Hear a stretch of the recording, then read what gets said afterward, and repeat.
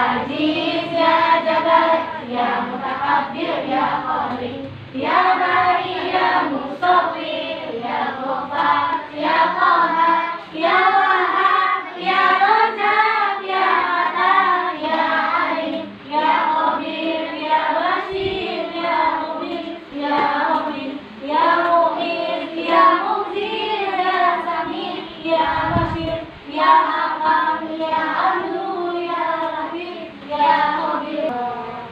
Nah, tapi kita hari ini belajarnya tentang apa itu?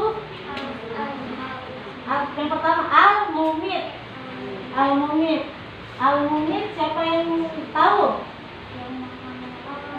Yang kurang keras ya, Sim? Yang maha mematikan. Yang maha mematikan. Maksudnya di sini apa? Siapa yang bisa menjawab? Allah yang maha mematikan.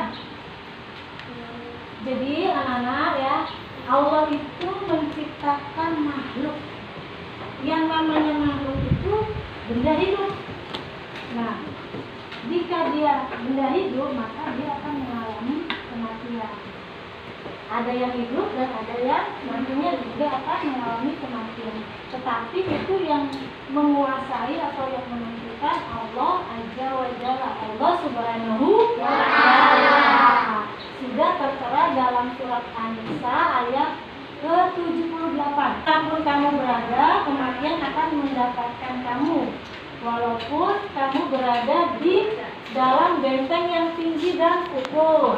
Jika mereka memperoleh kebaikan, mereka mengatakan ini dari sisi Allah Subhanahu wa Ta'ala. Kedua apa setelah Al-Mumit? Al-Hayyu. Al-Hayyu. Al-Hayyu itu apa tadi artinya? Maha hidup. Kurang keras, apa artinya? Maha hidup. Dan maha hidup. Maksudnya apa? Tadi apa maksudnya? Ya, bahwa ya Dia tidak didahului oleh siapapun dan apapun. Tidak akan hancur, tidak mengalami kemusnahan. Nah, jadi Allah tuh maha hidup. Misalnya tadi tuh kan karena jadi Allah itu maha hidup ya, diulangi lagi. Karena apa?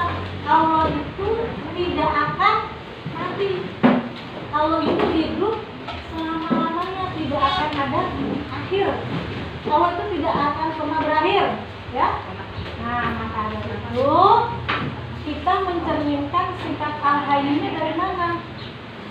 Nih anak-anak, misalnya Fazal udah males belajar, tapi Fazal harus menghidupkan pelajaran, harus bisa menghidupkan suasana belajar, ya. Biar apa menarik? Misalnya Fazal bersemangat untuk belajar, semangat, gitu ya. Coba yang ketiga, Al-Qayyum. Mau lagi. Nah, Al-Qayyum apa artinya? Yang maha berdiri sendiri. Allah itu menunjukkan kesempurnaan kekuasaannya karena dia akan berdiri sendiri. Allah itu maha berdiri sendiri.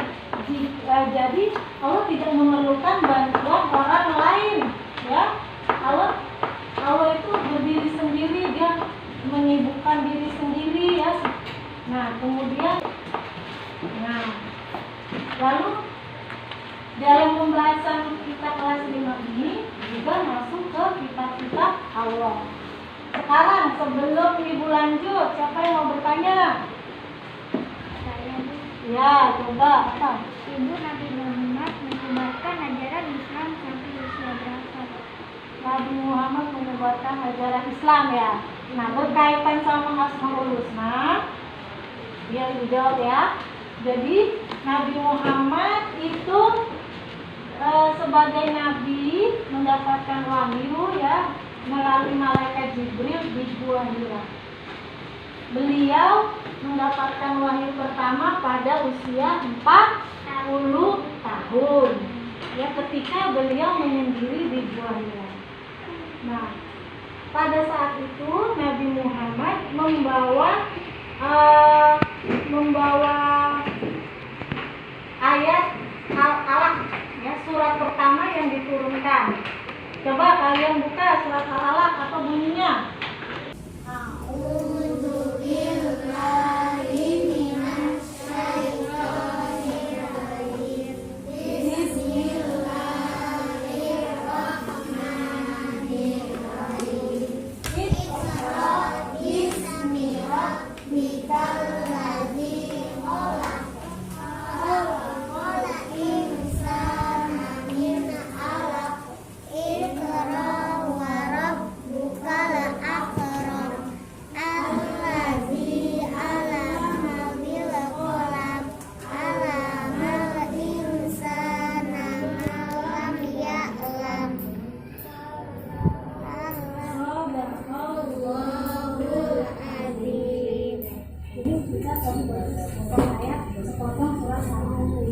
Lanjut mengenai pertanyaannya, Yasin, ya. Jadi Nabi Muhammad sampai kapan mengajarkan ajaran Islam? Ini sepanjang hayat Nabi Muhammad terus berdakwah mengenai menyebarkan ajaran Islam sampai beliau wafat dan dilanjutkan oleh para khulafa rasyidin. Siapa aja khulafa rasyidin? Abu Bakar Siddiq, terus kemudian Umar bin Khattab, kemudian siapa? Ali bin Abi Thalib, lalu 4 orang khulafa rasyidin. Jadi seperti itu ya Yasin, sampai akhir hayat Nabi Muhammad pada usia 63 tahun beliau tutup usia setelah menyelesaikan haji wada. Nah, kemudian dilanjutkan sama khulafa rasyidin. Ya, lanjut. Setelah itu kita masuk yang bab kedua ya, mengenai kitab-kitab Allah. Apa saja kitab Allah? Zabur, Taurat, Injil, Al-Quran. Coba sekarang kita lihat kitab Taurat yang ada di layar monitor. Yang kalian lihat gambar yang ada di depan itu ibaratnya ya simulasi. Contoh kitab Taurat yang dibuat, maksudnya yang dicontohkan simulasinya saja ya, contohnya saja. Tidak sebenarnya sebetulnya ya. Nah, kitab Taurat itu menggunakan bahasa apa? Bahasa Ibrani. Nah, kitab Taurat juga turun pada abad berapa? 12. Ya, daerah mana sih kitab Taurat turunnya? Di Israel dan Mesir. Kitab Taurat diturunkan sama Nabi siapa? Musa alaihi salam. Ya, sekali. Setelah itu kitab Zabur. Kitab Zabur di sini ada ayatnya yang menerangkan bahwa turunnya kitab Zabur. Walaqad katubna fi Zabur mimma dzikri anna al-arda yarithuha indiyadiyah Kitab Zabur diturunkan kepada Nabi Daud alaihissalam pada 10 sebelum Masehi. Nah, Nabi Daud pada saat itu menjabat sebagai Raja Bani Israel. Nah, itu contoh itu ya yang bisa diperlihatkan tentang kitab apa tadi? Zabur. Kitab Injil diturunkan kepada Nabi Isa alaihissalam di Taman Yerusalem. Ya, karena di situ kitab Injil yang asli, tapi ya yang mengajarkan ketauhidan kepada Allah itu di Yerusalem yang asli.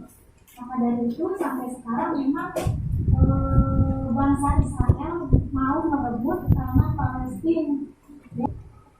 Nah, terakhir kitab suci Al-Quran diturunkan kepada Muhammad SAW. Nah, peristiwa turunnya Al-Quran disebut dengan Nuzulul Quran. Nuzulul Quran pada 17 Ramadan. Ya, 17 Ramadan. Di mana sih gurunya? Di Gua Hira. Ya. Nah, di situ dijelaskan pada usia 40 tahun. Membawa ajaran apa? Ajaran terpuji. Coba kamu perhatikan. Kita berdoa kepada Allah dalam Al-Quran. Jadi Al-Quran itu isinya tuh doa-doa, ya, kalimat-kalimat Allah, firman-firman Allah. Ada beberapa ajaran terpuji yang disampaikan oleh Allah pada Rasul. Yang pertama apa? Yang pertama, boleh dibaca? Ibadah haji. Yang ketiga? Ibadah haji itu sikap terpuji kepada siapa? Ya Allah. Terus yang kedua, Berdoa kepada Allah. ajaran terpuji Al-Quran kepada sesama manusia. Kita harus saling apa? Bertegur sapa kepada sesama. Bapak Ibu guru dan teman. Yang ketiga, sikap terpuji kepada hewan dan tumbuhan. Nah, di situ siapa itu? Coba yang tertera di situ. Seorang anak dan ayahnya merawat tumbuhan. Nah, di situ juga ada hewan peliharaan. Ya, lanjut. Ketiga yaitu terpuji, sikap terpuji atau ajaran terpuji kepada diri sendiri. Dia itu tampilkan itu contoh seorang anak merawat giginya. Jika giginya ada keluhan, kan anak-anak suka pada takut ke dokter gigi ya. Jadi jangan takut kalau ke dokter gigi. Di dokter gigi itu jangan takut. Karena apa? Kita diperintahkan Allah untuk merawat diri kita sendiri. Nah, di sini lembar kerja siswa ya. Lembar kerja peserta didik anak-anak nanti menulis ya. Menulis, menjawab soal dan menulis pertanyaan.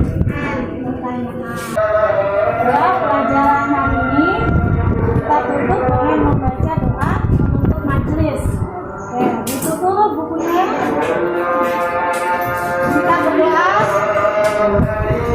Doa penutup majelis. Bismillahirrahmanirrahim.